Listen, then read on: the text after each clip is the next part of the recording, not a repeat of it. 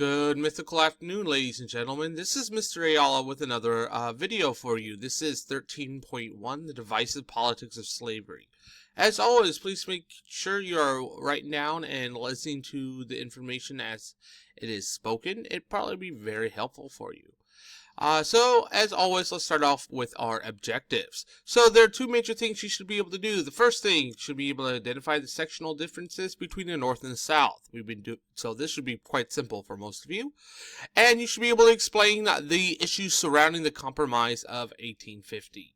So, let's start. So, we have been speaking a lot about how the North and the South take completely different paths. So, for example, the North is very industrialized. It has large cities. It has large populations.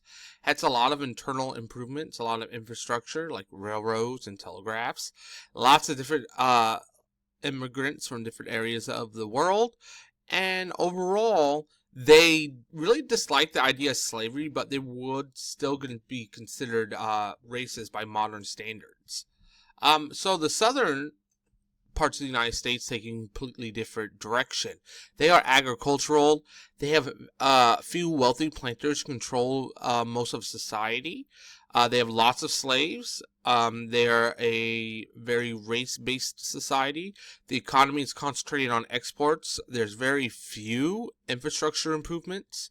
And there's a very large economic disparity between the wealthy planters, the yeoman farmers, or the lower and middle class white planters in the South, and the slaves themselves.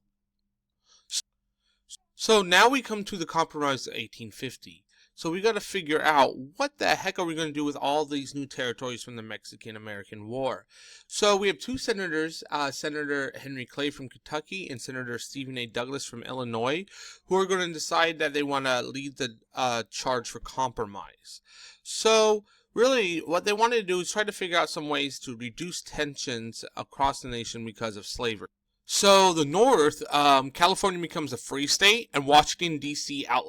outlaws slave trade.